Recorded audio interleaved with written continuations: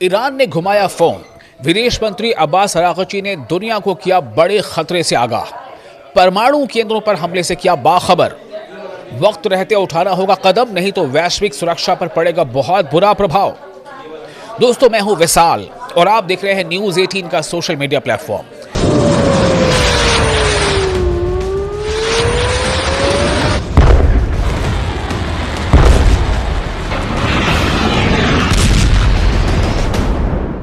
Iran के विदेश मंत्री यानी फॉरेन मिनिस्टर अब्बास अरागची ने रूस और भारत के विदेश मंत्रियों से फोन पर बातचीत कर अमेरिका और इस्राएल के हमलों पर चिंता जताई है।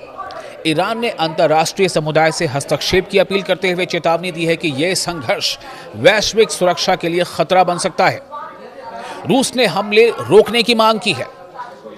ईरान के विदेश मंत्री यानी वजीर खारजा सैयद अब्बास अरागची ने अमेरिका, इस्राएल और ईरान के बीच चल रहे इलाकाई जद्दोजहद यानी रीजनल स्ट्रगल पर रूस और भारत के विदेश मंत्रियों से बातचीत की है। ईरानी विदेश मंत्रालय की ओर से जारी बयानों के मुताबिक इतवार को हुई दो अलग अलग फोन कॉल्स में अरागची ने रूस के विदेश मंत्री सर्गेई लावरोव और भारत के विदेश मंत्री एस जयशंकर के साथ पश्चिम एशिया के ताज़ा हालात और अमेरिका व इस्राएल के हमलों के सुरक्षा और आर्थिक असर पर चर्चा की।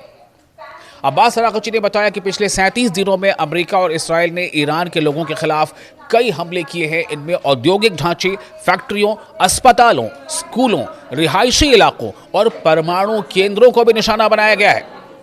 एक बार फिर से ध्यान से सुने कि ईरान क्या कह रहा है। ईरान ये कह रहा है कि पिछले 37 दिनों में अमेरिका और इस्राएल ने ईरान के लोगों के खिलाफ कई हमले किए हैं। इनमें औद्योगिक ढांचे, फैक्ट्रियों, अस्पतालों, स्कूलों, रिहायशी इलाकों और परमाणु केंद्रों को निशाना बनाया गया है। उन्होंने संयुक्त राष्ट्र सुरक्षा परिषद से जुड़े प्रभावशाली देशों से अपील की है कि वो अंतर्राष्ट्रीय कानून के आधार पर जिम्मेदार रवैया अपनाएं। उन्होंने ये भी कहा है कि ईरान की जनता, उसकी सेना और अपने देश के हितों और सुरक्षा की रक्षा के लिए पूरी तरह तैयार है। साथ ही उन्होंने चेतावनी दी है कि अमेरिका और इस्राएल के हमलों का असर पूरे इलाके और दुनिया की स्थिरता और सुरक्षा पर पड़ सकता है। रूस के विदेश मंत्री ने क्या कहा? रूस के विदेश मंत्री सर्गेई लावरोव ने नागरिक इलाकों पर हो रहे गैर कानूनी हमलों को तुरंत रोकने की जरूरत बताई है। उन्होंने खासतौर पर दक्षिणी ईरान के बुशहर परमाणु संयंत्र पर हमलों का जिक्र किया और कहा कि इस संघर्ष को फैलने से रोकने के लिए हर मुमकिन कोशिश की जानी चाहिए। वहीं भारत के विदेश मंत्री एस जयशंकर ने क्षेत्र में शांति और स्थिरता बहाल करने के प्रयासों पर जोर दिया है। उन्होंने कहा कि भारत युद्ध को रोकने के लिए क्षेत्रीय और अंतर्राष्ट्रीय स्तर पर हो रही कोशिशों का समर्थन करता है। ये बातचीत ऐसे समय में हुई है जब 28 फरवरी से अमेरिका और इस्राएल की ओर से ईरान पर किए गए संयुक्त हमलों के बाद क्षेत्र में तनाव काफी बढ़ गया है। इसके जवाब में ईरान और उसके सहयोगी देशों ने मध्य पूर्व में अमेरिका और इस्राएल से जुड़े ठिकानों पर हमले किए हैं।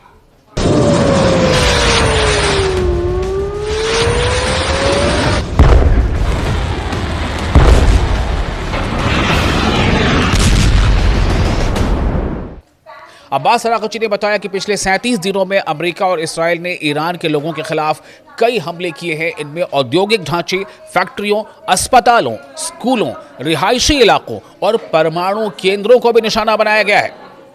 एक बार फिर से ध्यान से सुने कि ईरान क्या कह रहा है। ईरान ये कह रहा है कि पिछले 37 दिनों में अमेरिका और इस्राएल ने ईरान के लोगों के खिलाफ कई हमले किए हैं। इनमें औद्योगिक ढांचे, फैक्ट्रियों, अस्पतालों, स्कूलों, रिहायशी इलाकों और परमाणु केंद्रों को निशाना बनाया गया है।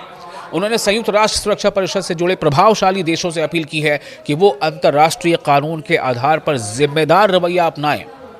उन्होंने ये भी कहा है कि ईरान की जनता, उसकी सेना और अपने देश के हितों और सुरक्षा की रक्षा के लिए पूरी तरह तैयार है। साथ ही उन्होंने चेतावनी दी है कि अमेरिका और इस्राएल के हमलों का असर पूरे इलाके और दुनिया की स्थिरता और सुरक्षा पर पड़ सकता है। रूस के विदेश मंत्री ने क्या कहा?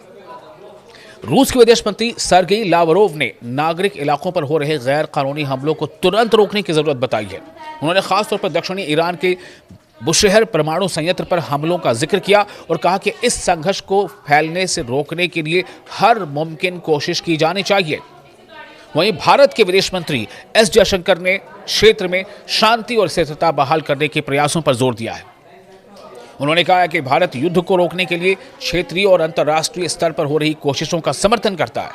ये बातचीत ऐसे समय में हुई है जब 28 फरवरी से अमेरिका और इसराइल की ओर से ईरान पर किए गए संयुक्त हमलों के बाद क्षेत्र में तनाव काफी बढ़ गया है। इसके जवाब में ईरान और उसके सहयोगी देशों ने मध्य पूर्व में अमेरिका और इसराइल से जुड़े ठिकानों पर हमले किए हैं।